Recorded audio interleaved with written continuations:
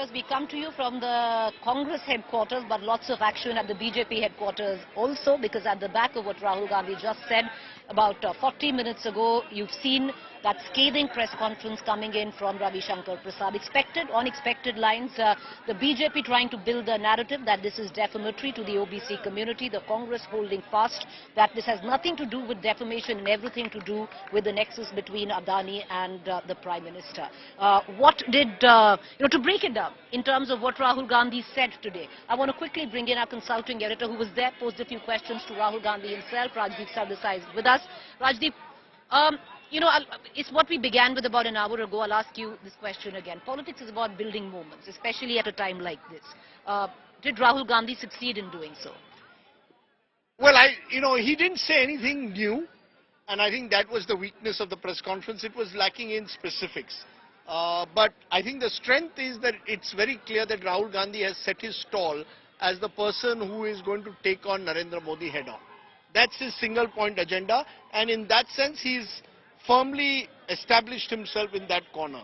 The problem is, where are the specifics? Where are those moments where you can sort of enthuse your cadres into believing that you have a strategy in mind? So we didn't see any strategy yet from the Congress, neither legal nor political. We still don't know whether the Congress is going in appeal. If so, how? Where? Supreme Court, Sessions Court? We still don't know politically how is the Congress going to take this forward. Is Rahul Gandhi going to say, I'm not even going to now be the Wayanad MP, even if my sentence is suspended, conviction suspended, and I can return?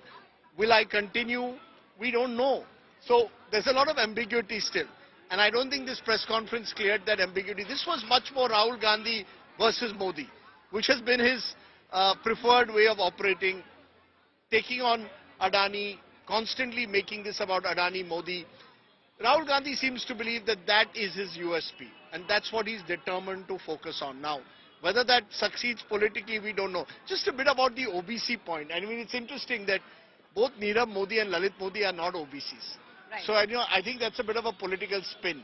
And I think we need to be conscious of that. So that's the BJP's way. The BJP seems to believe that they can corner Rahul Gandhi on the OBC factor and also make this about entitled dynastical Rahul versus Narendra Modi, the so-called Kamdar. It worked for them in the past. They believe it can work again.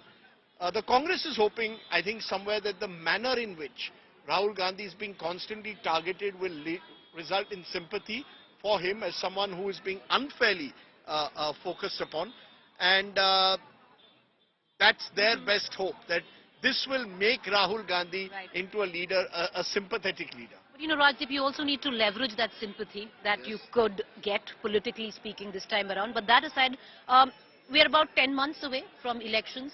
I want to take you back to 2019.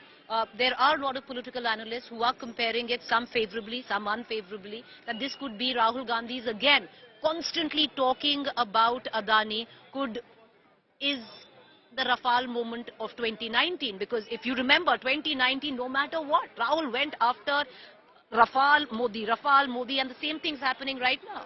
But do you see it? Which way? It could go either way. I think that's very, that is an interesting analogy, and exactly we're seeing it, the script almost repeat itself. And it was even interesting today that Bhupesh Baghel and Ashok Gehlot were sitting next to Rahul Gandhi. Rajasthan and Chhattisgarh are two of the states where the Adanis have invested. And how would they react to the fact that here is Rahul Gandhi saying, Adani is a chore, we know he's corrupt. And you've got two chief ministers who've invested, who've attracted Adani investments in their state. So one of the problems with the Rafale moment for Rahul Gandhi was that his party was never fully with him. Even on Adani, we still don't know how the party, the workers, the leaders are going to rally around Rahul Gandhi. So is this just Rahul Gandhi versus Adani Modi, or is it the Congress party? Is it the other opposition leaders? Will they join in? If you recall, NCP didn't join in the march that the Congress had to the Enforcement Directorate 2 weeks ago from Parliament. So Sharad Pawar has a personal equation with Mr. Adani. So Rahul Gandhi will have to recognize that if he is to win the political war, he's going to have to find alliances.